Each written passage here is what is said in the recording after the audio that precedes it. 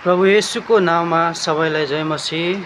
अनि म विश्वास गर्दछु हजुरहरू सन्चै हुनुहुन्छ होला।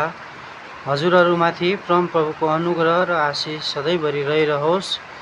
आजको दिनमा म एउटा वचनको खण्ड लिएर आएको छु।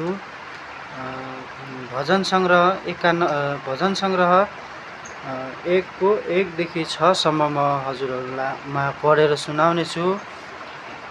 1 मा यसरी भनिएको छ, धन्य हो त्यो मानिस जो दुष्टहरूको सल्लाहमा हिँड्दैन, जो पापीहरूको मार्गमा खडा हुँदैन,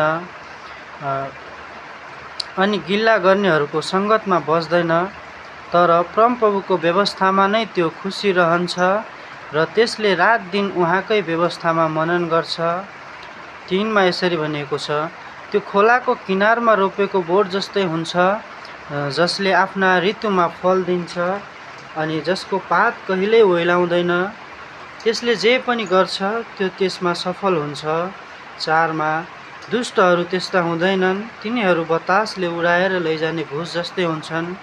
यसकारण दुष्टहरू न्यायको दिनमा टिक्ने छैनन् र पापीहरूले धर्मीहरूको सभामा स्थान पाउने छैनन्, किनकि परमप्रभुले धर्मीहरूको मार्गको रक्षा गर्नुहुन्छ, तर दुष्टहरूको मार्ग नष्ट हुनेछ। आमेन। अनि यो वचनद्वारा हजुरहरू सबैमा आशिष अनि अनुग्रह होस्। परमप्रभुको छत्र छायामुनि हजुरहरूलाई परमप्रभुले राख्नुभएको होस् र म यो वचनद्वारा सबैमा आशिष मिलोस्।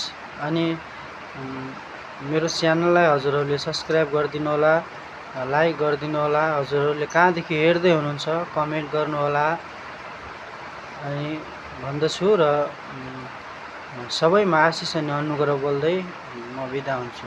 जय मसीह।